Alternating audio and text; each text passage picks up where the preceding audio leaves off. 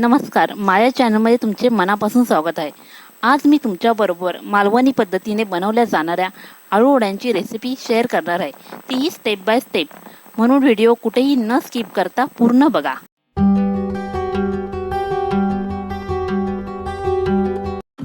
नमस्कार, मी सुजाता आणि Sujata sound recipe या चॅनलमध्ये तुमचं मनापासून स्वागत आहे. तेव्हा ही आळूची पानं आहेत, ही अशी वड्यांची पानं असतात, एकदम असं हिरवी अशी असतात आणि यांना खास जराही नसते. या पानांना मी या पानांना आता स्वच्छ धुतल्यात, म्हणून सगळी ओली आहेत पानं. ॲक्च्युली जर दाखवायला गेलं तर सगळी ही ओली आहेत पानं. आणि तुम्ही बघू शकता या पानांना अशी किनार असते बघा, काळी अशी किनारी असते. प्लस ह्याचे जे देठ असतात ते पूर्ण असे ब्लॅक्स असतात, म्हणजे काळे असतात, म्हणजे असं चॉकलेटी कलर असे काळे असतात. म्हणजे तुम्ही मार्केटमध्ये जाणार तेव्हा तुम्ही त्यांना सांगितलं की मला वडी बनवायची आळूची पानं पाहिजे आहेत, तर ती भेटून जातील तुम्हाला. आणि अशी जाड असतात बघा ही पानं. आणि ती भाजीची पानं असतात ती वेगळी असतात आणि ह्यांना खाज नसते. ते बघा, तर त्या पानांना खूप खाज असते. चला तर मग आपण आळूची वडी बनवायला घेऊया. हे पहा, हे जे पान आहे ह्याचा आधी आपण देठ कापून घेऊया.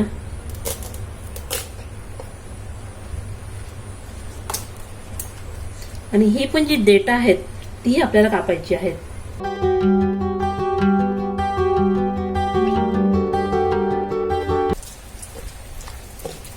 आता आपल्या या पानांवर लाटणी फिरवायची आहे, कारण ही पानं बरोबर सेट व्हावी म्हणून.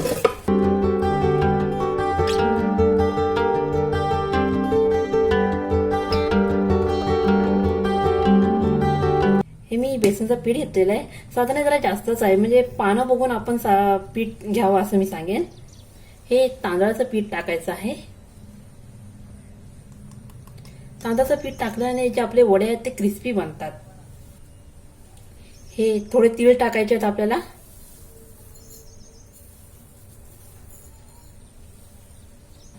ही हळद टाकायची आहे.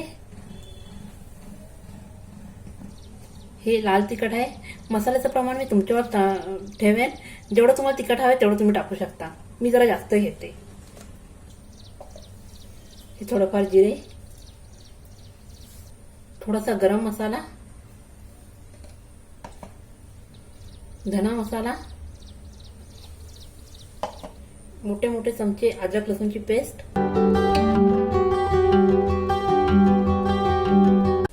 हे चवीनुसार मीठ,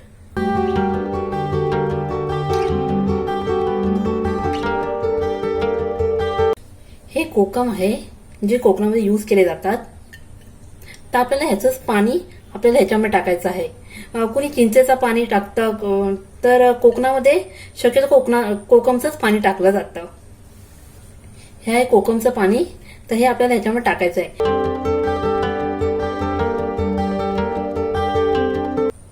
आता आपल्याला हे सर्व मिश्रण एकजीव करायचं आहे, चांगलं त्याला हलवायचं आहे. तर पाणी पण घ्यायचं आहे आपल्याला त्याबरोबर. पाणी किती आपल्याला लागेल त्याच्यावरून पण आपल्याला पीठ जे आहे ते जास्त पातळ नाही करायचंय, थोडं आपल्याला जाडच ठेवायचं आहे, म्हणजे जास्त पातळच नाही करायचं आहे.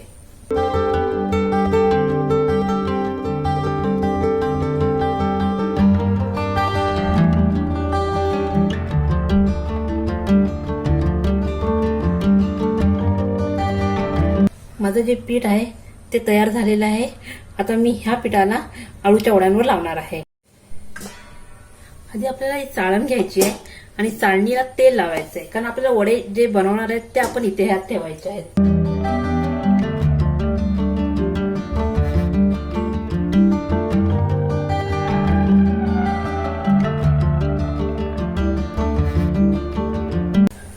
पानांना कधी पण असं सरळ नाही लावायचं. आपल्याला जे बेसन आहे ते आपल्याला असं पान घेऊन लावायचं आहे.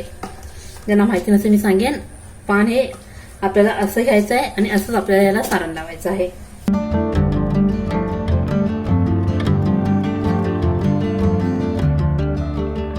आता जरा सेकंड पान ठेवायचंय, पण पान असंच नाही ठेवायचं, हे आता पान उलट ठेवायचं आहे आपल्याला. हे असं उलट ठेवायचं आहे पान. हे असं ठेवलं तर आपण आता हे असं ठेवायचं.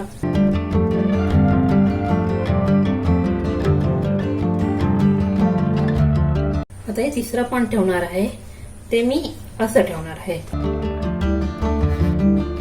तसं मी पहिला पान घेतलेलं. जसं तुम्ही पान ठेवणार असं एकीकडे असं पानं ठेवावी लागतात. आता आपल्याला या पानाची घडी घालायची. ही एक पाने असं घ्यायचं आणि हे वाला इथून घ्यायचं. आपण बेसन लावूया.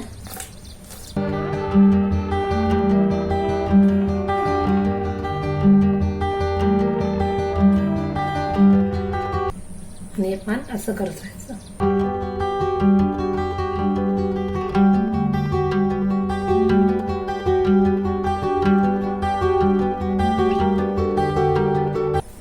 ही माझी घडी झालेली आहे. आपल्याला अशी घडी करायची आहे आणि ह्याला थोडंफार बेसनचं पीठ लावायचं आहे.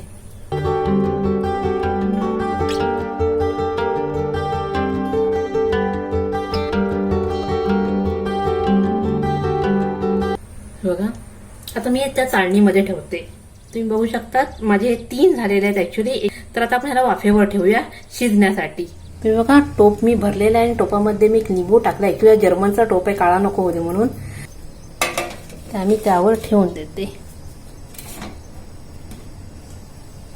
आता ह्याच्यावर मी झाकण ठेवून स्पीडला करते गॅस. आता आपण चेक करूया की आपले जे आळू वड्याचे जी पानं ती पूर्ण शिजलेली आहेत की नाही. मी गॅस कमी करते.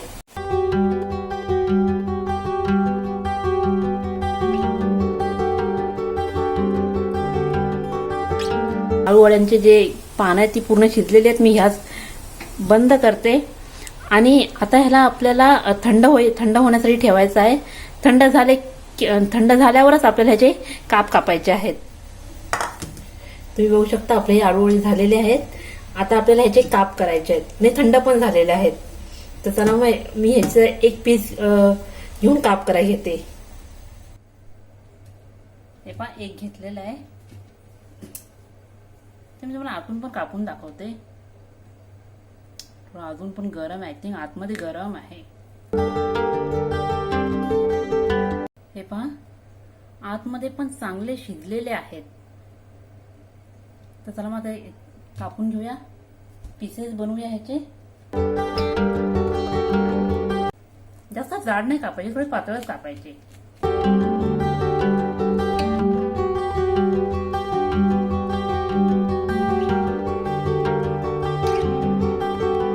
आता आपण ह्याला तळून घेऊया. मी कढईमध्ये तेल घेतलेलं आहे आणि तेल हे तापायला ठेवलेलं आहे. जसं आपलं तेल तापेल तसं आपण वड्या तळण्यासाठी सोडून देऊया. तेल तापलंय की नाही चेक करूया. तर तेल तापलेलं आहे. आपण वड्या सोडूया. गॅस जरा कमी, गॅस आपल्याला सोडताना कमी करायचा आहे.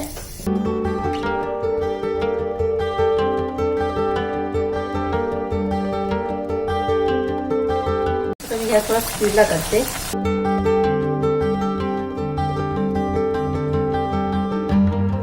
आपल्याला हे वडे मस्तपैकी गोल्डन ब्राऊन होईपर्यंत चांगले तळायचे आहेत.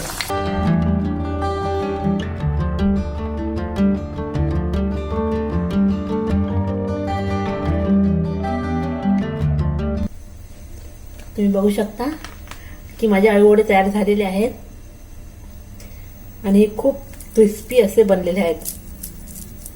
तुम्ही आवाज पण ऐकू शकतात.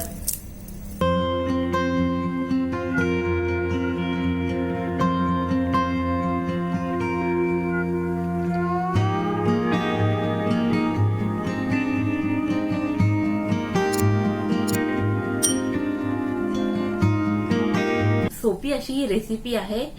खायला पण खूप छान लागते. तर आशा करते की तुम्हाला ही रेसिपी आवडली असेल. निश्चित करून बघा आणि धन्यवाद माझी रेसिपी बघण्यासाठी.